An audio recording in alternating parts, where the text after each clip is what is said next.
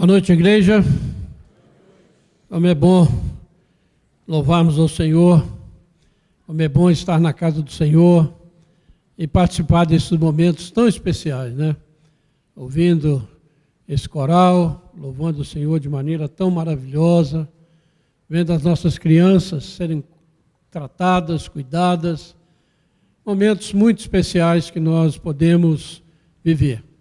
Graças a Deus pela nossa juventude, que está aí firme, louvando ao Senhor. Ontem fizeram uma cantata muito bonita e hoje eu pedi, vamos cantar de novo lá, né? Porque precisamos, outros que não puderam vir, ter essa oportunidade.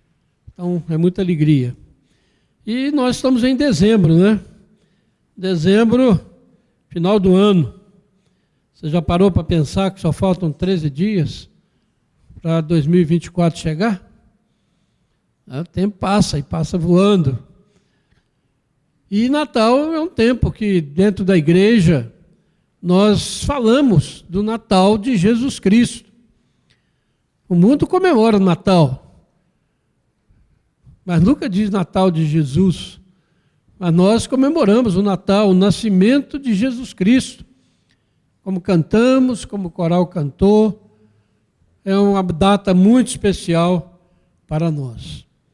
E o evangelista Lucas, abra sua Bíblia aí no Evangelho de Lucas, no capítulo 2.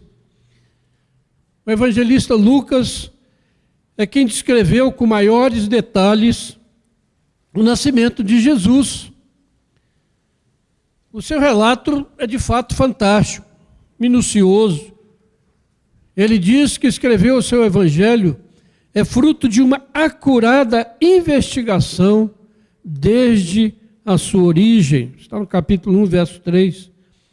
E o objetivo é que todos os cristãos tenham plena certeza das verdades em que foram instruídos. Este é o objetivo do Evangelho, de entender que a vinda do Filho de Deus transformou toda a história. Então, nessa noite, eu quero convidar você a revisitar o Natal de Jesus. E nós vamos ler o capítulo 2, inicialmente do verso 1 ao verso 7. Acompanhe a leitura, por favor. Naqueles dias foi publicado um decreto de César Augusto, convocando toda a população do império para recensear-se. O primeiro recenseamento, foi feito quando Quirino era governador da Síria. Todos iam alistar-se, cada um à sua própria cidade. José também subiu da Galileia, da cidade de Nazaré, para a Judéia, a cidade de Davi, chamada Belém, por ser ele da casa e família de Davi, a fim de alistar-se com Maria, sua esposa, que estava grávida. Estando eles ali, aconteceu completarem-se-lhe os dias, e ela deu à luz a seu filho primogênito, enfaixou-o e o deitou numa manjedoura, porque não havia lugar para eles na hospedaria. Até aí.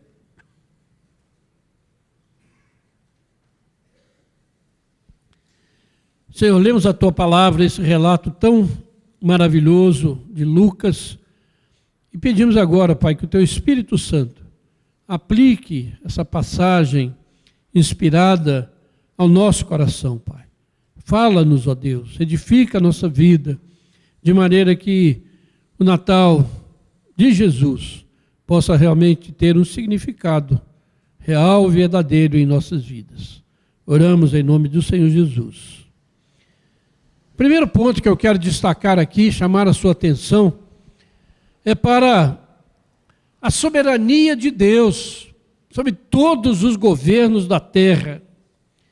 Esses versículos 1 a 7 mostram de uma maneira clara a soberania de Deus sobre as nações, sobre os acontecimentos da nossa vida. Pense bem.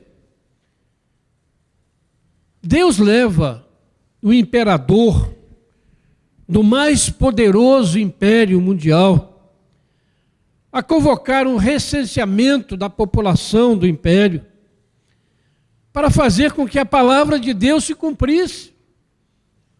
Vejam que coisa extraordinária, irmãos. Cada um tinha que ir à sua cidade para se recensear.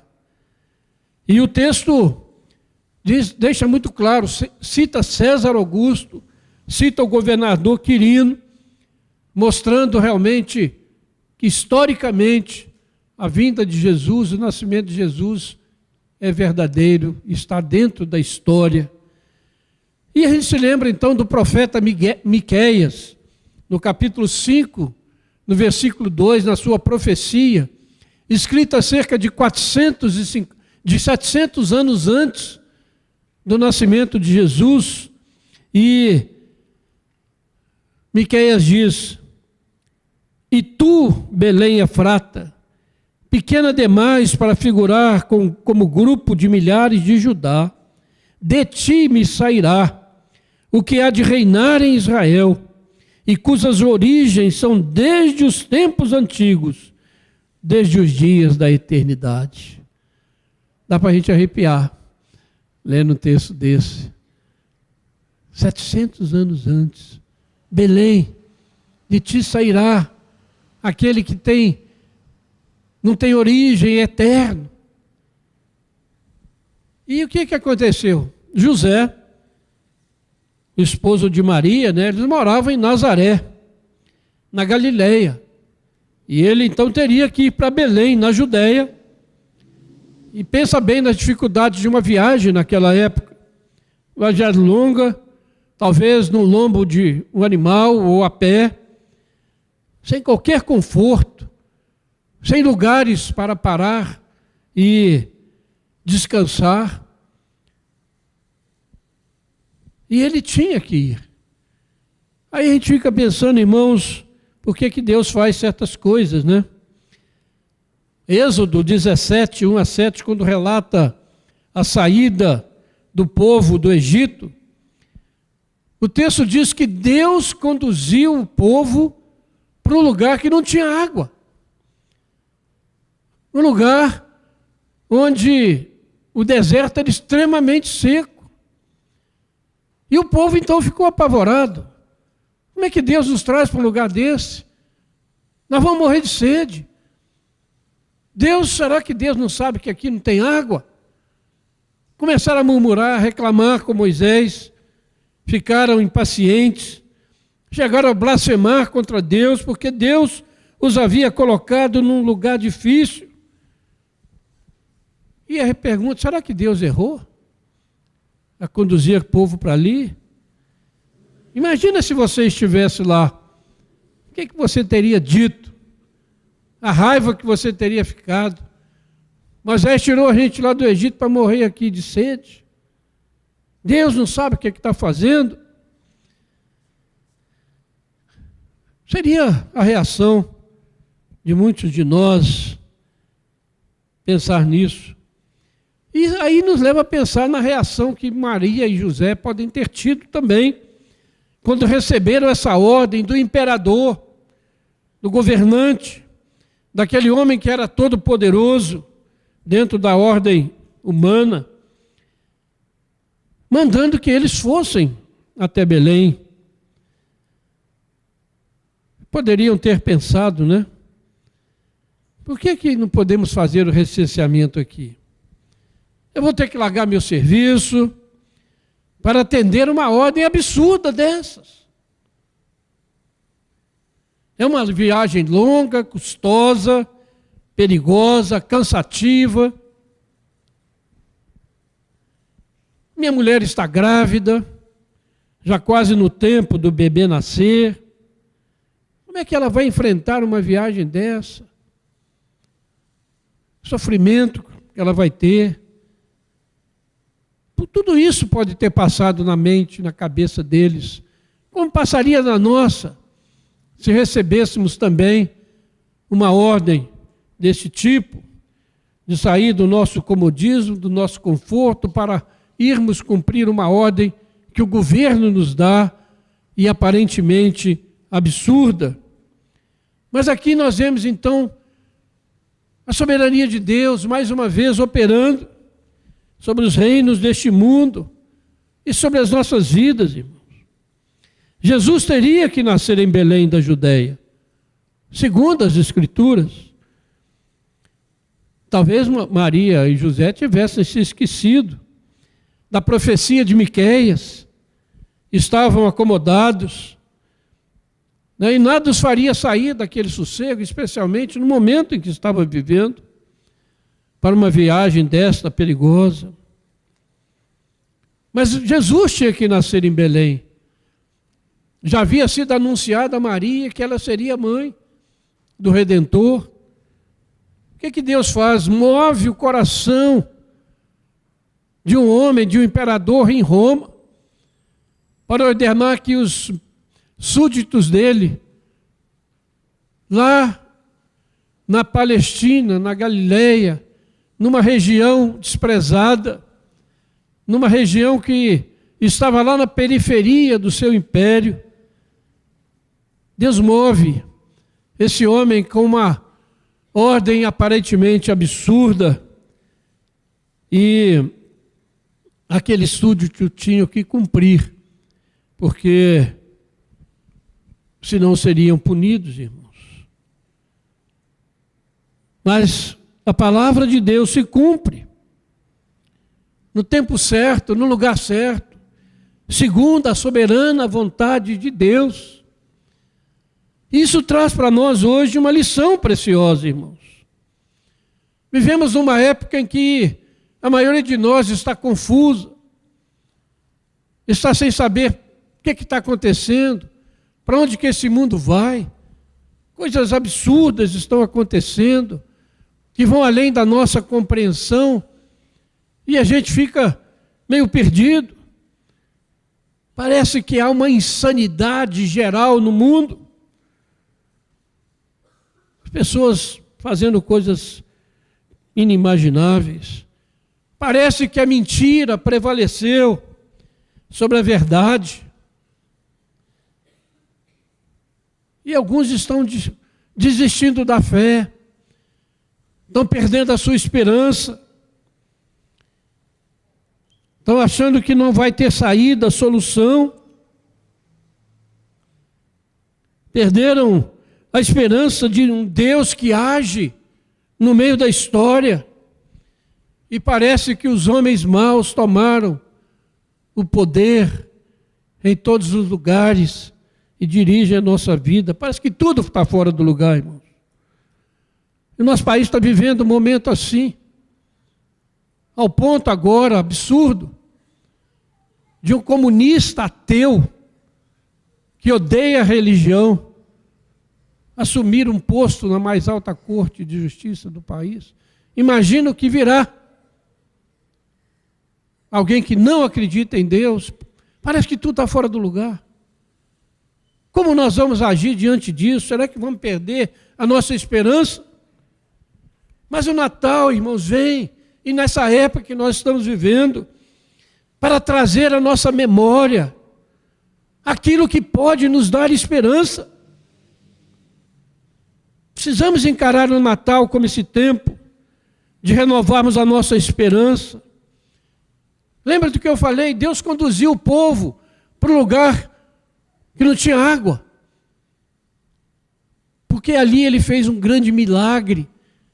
Bateu naquela rocha, jorrou água abundante, para profetizar sobre a vinda de Jesus, a rocha eterna, aquele que tem um manancial de águas vivas, porque quem crê nele, do seu interior fluem rios de água viva. Estava tudo dentro do propósito de Deus. Deus seria glorificado ainda mais do que simplesmente os conduzisse sem problema nenhum, sem atividade nenhuma, mas o conduz de uma maneira inexplicável. Olhe para José e Maria. Eles poderiam estar morando em Belém, não tinha problema. José era daquela cidade. Mas o Messias tinha que nascer, e nascer em Belém. E Deus então move, e dá uma ordem para eles: o imperador, vocês têm que ir a Belém. Mas ir a Belém, Senhor? Para quê? Qual a diferença do Messias nascer lá ou nascer aqui? O que importa é que ele nasça. Mas Deus zela pela sua palavra para cumprir. E aquilo que ele prometeu, que ele profetizou, vai se cumprir. Queiramos ou não. Como ele fez com o povo no deserto, como ele fez com Maria, com José.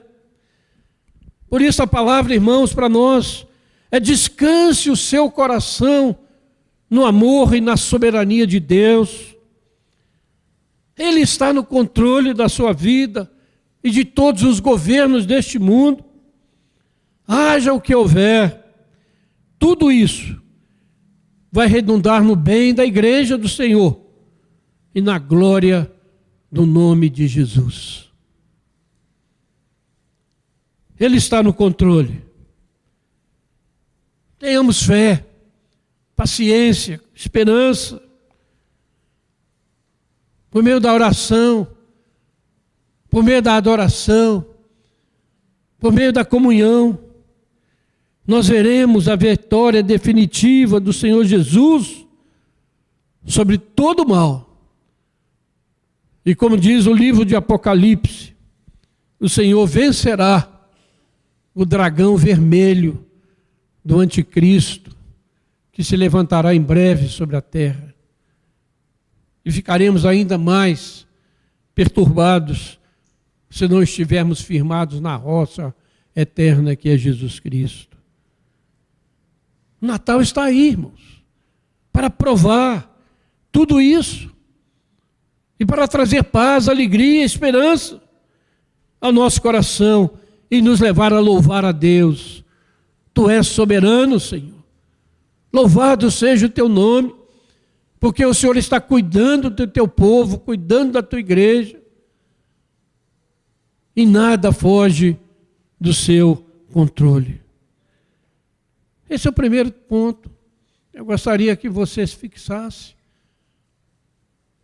Que o Natal seja para você esse tempo de lembrar. Que você revisite o Natal, lembrando de um Deus soberano, que trouxe seu Filho no tempo, na plenitude do tempo, para resgatar os pecadores da morte. Mas um outro ponto que eu quero destacar aqui é quando os anjos anunciam aos pastores o nascimento de Jesus. Vamos abrir a Bíblia aí, se você não fechou. Se você já fechou, né? Mas acompanhar. Vamos ler do verso 8 ao verso 14. Havia naquela mesma região pastores que viviam nos campos e guardavam seu rebanho durante as vigílias da noite. E o anjo do Senhor desceu aonde eles estavam, e a glória do Senhor brilhou ao redor deles, e ficaram tomados de grande temor. O anjo, porém, lhes disse: não temais, eis aqui vos trago boa nova de grande alegria, que o será para todo o povo. É que hoje vos nasceu, na cidade de Davi, o Salvador, que é Cristo, o Senhor. E isto vos será de sinal: encontrareis uma criança envolta em faixas e deitada em manjedoura. E subitamente apareceu com o anjo uma multidão da milícia celestial, louvando a Deus e dizendo: glória a Deus nas maiores alturas, e paz na terra entre os homens a quem Ele quer bem. Que visão maravilhosa! Que acontecimento extraordinário que somente a revelação do Espírito poderia trazer. O relato de Lucas muda de foco, né, do imperador para pastores, de um homem superpoderoso para um grupo desprezado na sociedade daquele tempo. Os pastores viviam à margem da sociedade, ao ponto que um testemunho de um pastor de ovelhas não valia nos tribunais, de tão desprezados que ele eram. Mas vejam bem, mais uma vez a soberania de Deus se manifestando. Ele anuncia o nascimento do Messias a este grupo, não nos palácios de Roma, não nos grandes locais de poder, mas a este grupo desprezado. Deus faz as coisas de maneira muito estranha, né? Porque você se lembra quem anunciou o nascimento de Jesus? Foram as mulheres, que naquela época também não tinham voz, não tinham credibilidade. Mas Jesus usa esses grupos para anunciar os grandes feitos. E aí nós pensamos, irmãos, em nós, igreja, muitas vezes desprezada pelo mundo, muitas vezes falam mal da igreja, desprezam a vida da igreja, zombam dos crentes, e a igreja às vezes se encolhe, achando que não tem valor, mas Deus nos escolheu. Antes da fundação do mundo, Ele nos amou em Cristo Jesus. O que queremos mais? O mundo pode falar o que quiser, pode tentar destruir a igreja do jeito que quiser, mas nós sabemos que nós estamos sob a mão poderosa de um Deus que é onipotente, onisciente, onipresente, e que ninguém, nem no presente, nem no porvir, poderá nos separar do amor de Deus que está em Cristo Jesus, nosso Senhor.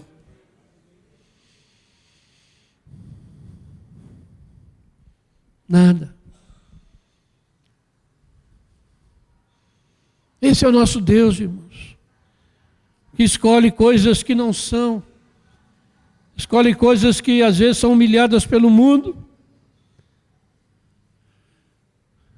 Mas vejam bem, continuando aí no nosso texto, aqueles pastores, depois que receberam essa grande e extraordinária mensagem, eles tomam algumas decisões. Vamos ver quais são. Porque nós também, diante do Natal, do nascimento de Jesus, não podemos ficar indiferentes. O Natal exige de nós decisões. Porque o Natal vem mostrar o pecado da humanidade.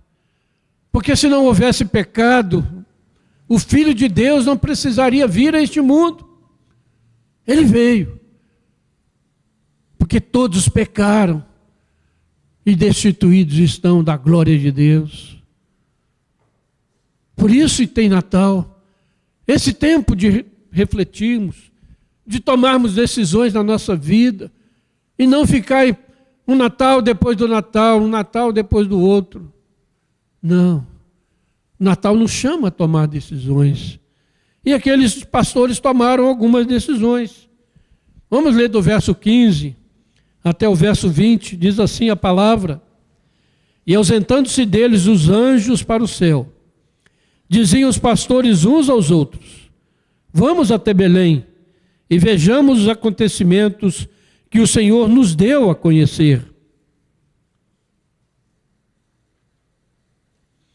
Foram apressadamente e acharam Maria e José e a criança deitada na manjedoura, e vendo, divulgaram o que lhes tinha sido dito a respeito deste menino.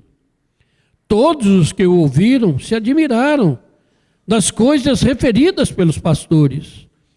Maria, porém, guardava todas essas palavras, meditando-as no coração. Voltaram então os pastores, glorificando e louvando a Deus por tudo que tinham ouvido e visto, como lhes fora anunciado.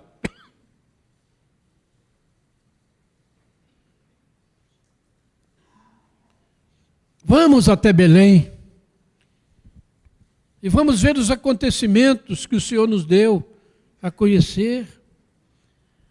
Natal é um convite para você ir a Belém, visitar Belém.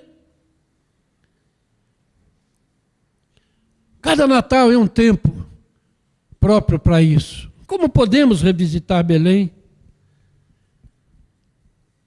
Hoje, isso não é muito lembrado pelo próprio povo de Deus, né? Natal se tornou apenas um tempo de confraternização, troca de presentes, comidas, bebidas. Não que tudo isso seja errado, claro que não. Mas o problema é que o principal do Natal tem sido negligenciado, desprezado. Tanto pelo mundo incrédulo, mas infelizmente também pela igreja.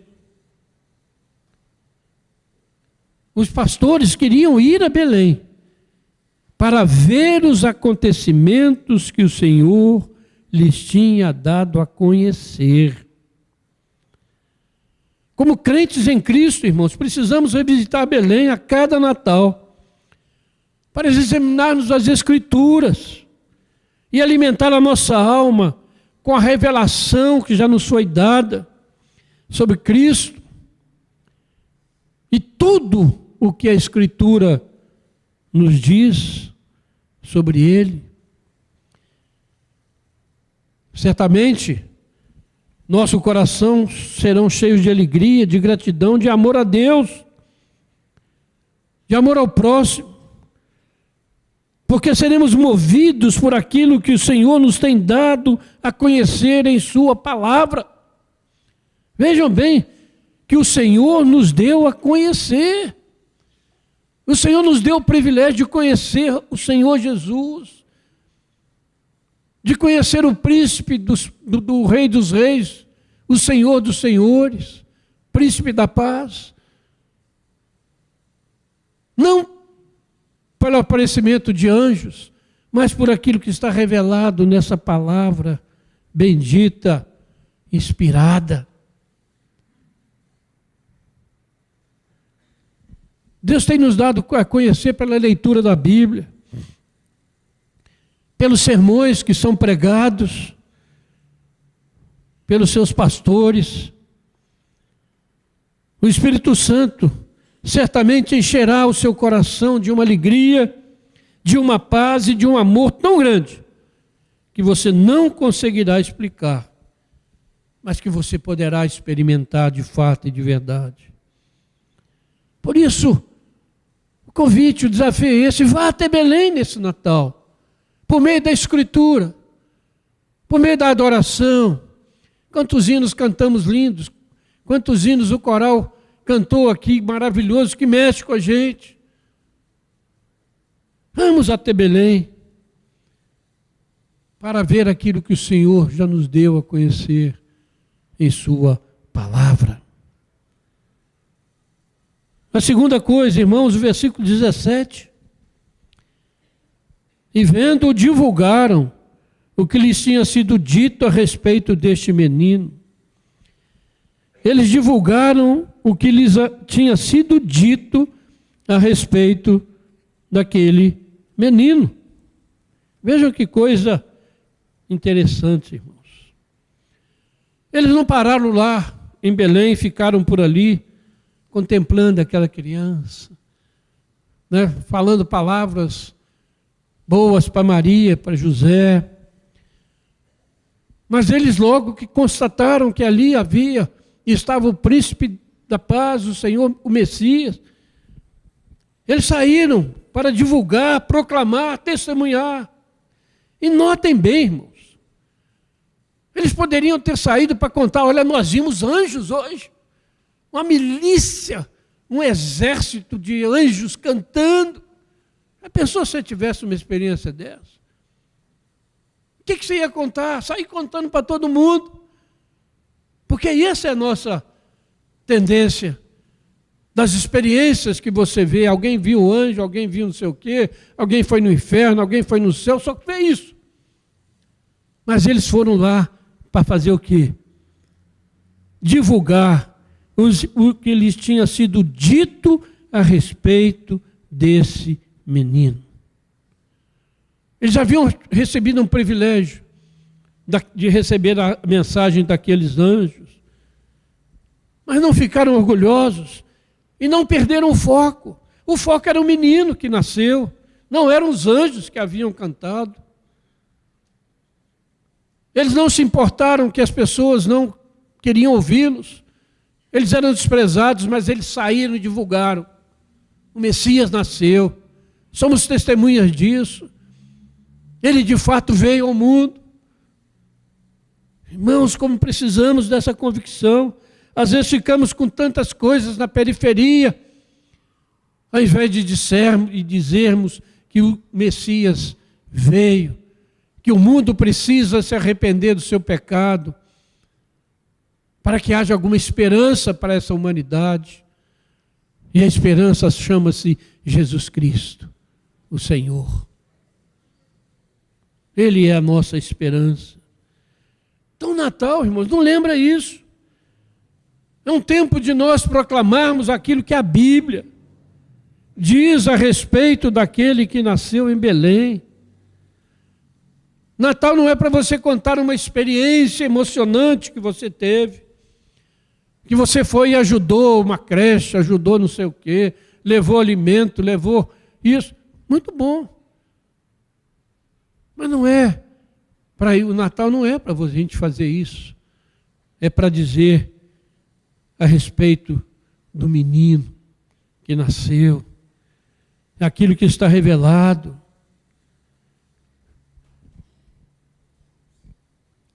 Nesse tempo de Natal, o mundo gosta de se mostrar amigável, solidário, compassivo. Aquilo que as pessoas não fazem durante o ano, eles querem compensar no Natal, né? E às vezes acontece na igreja também. Há um desencargo de consciência. Portanto, irmãos, Natal é tempo de nós proclamarmos aquilo que João 1,14 diz, proclamar a plenos pulmões, para que o mundo ouça como aqueles pastores fizeram. Precisamos clamar e dizer a este mundo, e o Verbo se fez carne, e habitou entre nós cheio de graça e de verdade, e vimos a sua glória, glória como do unigênito do Pai. Completando com o que diz o versículo 16, porque todos nós temos recebido da sua plenitude, e graça sobre graça. Isso que precisamos proclamar a esse mundo sem esperança, doido, que perdeu o rumo. Não se cale, porque essa é a única esperança para esse mundo caído. Não é a murmuração, a reclamação, mensagens de WhatsApp contra isso, contra aquilo. É proclamar que há esperança para esse mundo, porque o Filho de Deus se fez carne, se fez um de nós, habitou entre nós, levou sobre ele o nosso pecado, morreu numa cruz, e ali podemos ser perdoados. Vamos fazer isso, irmãos, porque sem a mensagem do Natal não há esperança para esse mundo. Jesus é a luz do mundo, que ilumina a vida de todos aqueles que o recebem pela graça, mediante a fé. Em terceiro e último ponto que eu quero destacar aqui no texto, irmão, está no versículo 20. Diz que eles voltaram glorificando e louvando a Deus por tudo o que tinham ouvido e visto, como lhes fora anunciado. Mais uma vez, Natal é tempo de glorificar a Deus, porque em sua palavra eterna e bendita, Ele tem anunciado o seu grande amor que está em Cristo Jesus. Desde o princípio, quando o Verbo estava com Deus e era Deus, participando ativamente da criação, porque sem Ele, nada do que foi feito se fez. Mas Ele é a palavra criadora de Deus, é a palavra que traz vida. Deus tem anunciado o seu plano de salvação, um plano baseado unicamente na sua graça e no seu amor, que nos foram revelados e anunciados por homens cheios do Espírito Santo, que não falaram de si mesmo ou por si mesmos, mas falaram movidos pelo Espírito Santo de Deus. Eles anunciaram, desde os tempos antigos, a encarnação, a vida, a morte e a ressurreição da palavra encarnada, Jesus Cristo, nosso Senhor, o Filho unigênito de Deus. Aquele que não julgou, que não considerou ser Deus, ser igual a Deus, como algo que ele deveria reter a qualquer custo. Mas, pelo contrário, ele se esvaziou de si mesmo, assumiu a forma de servo, tornando-se em semelhança de homens, e reconhecido em figura humana, ele se humilhou e foi obediente até a morte, e morte de cruz.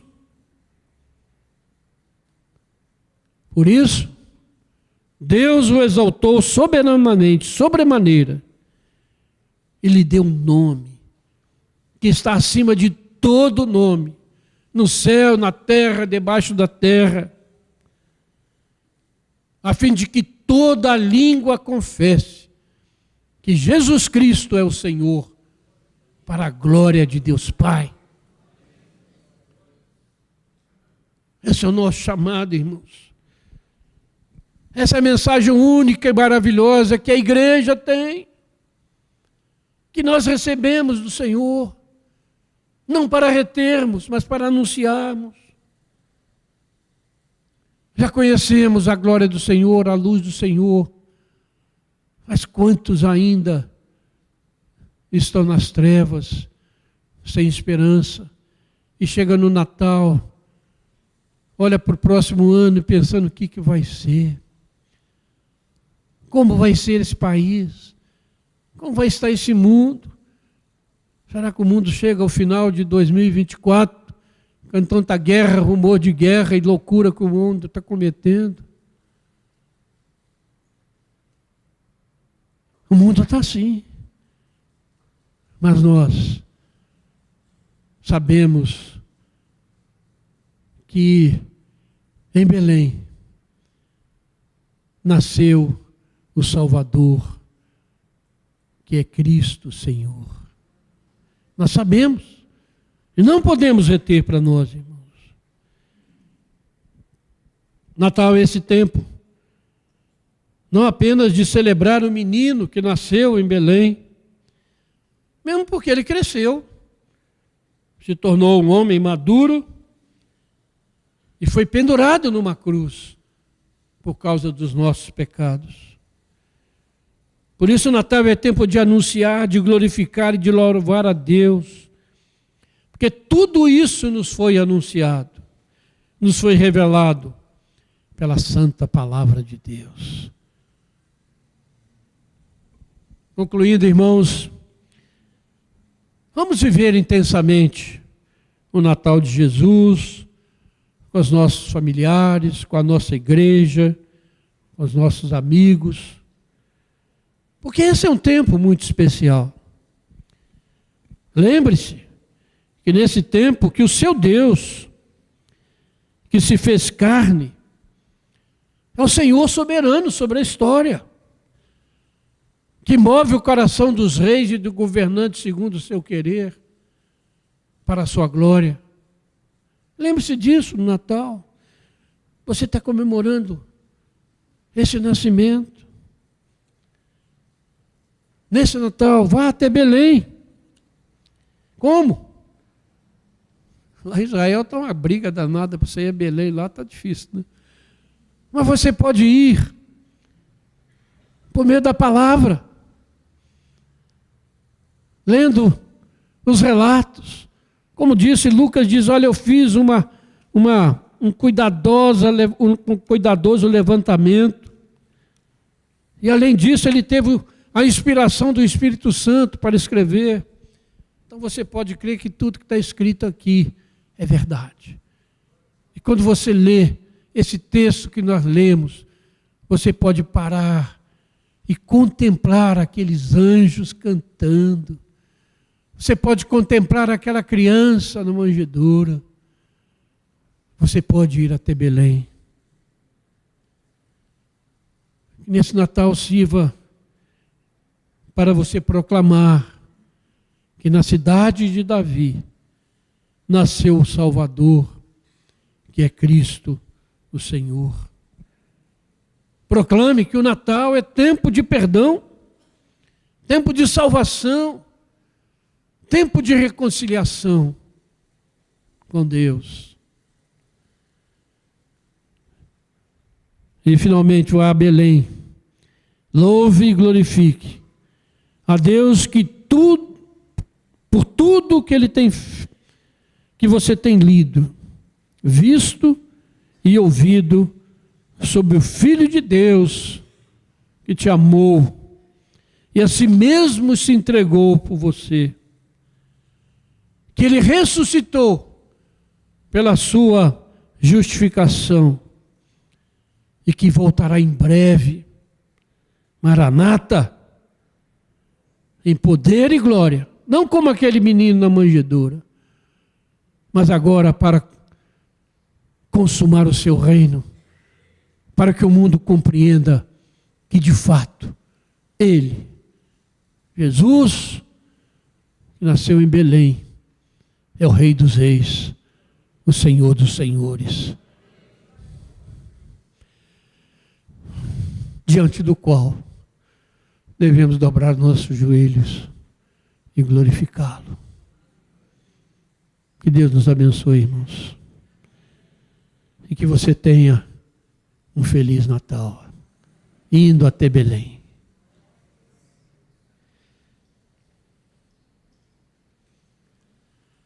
Desafiei o pessoal do louvor a cantar um hino, que não é muito comum, né? Mas nós temos no nosso cenário uns hinos muito bonitos, né? Já cantamos, o coral já cantou um aqui, né? E vinde fiéis, triunfantes, alegres. Você tem o hinário aí? É o 241.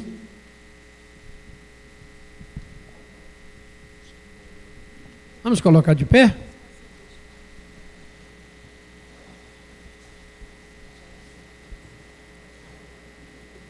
Você que sabe, cante alto, viu? E cantar indo, muita gente não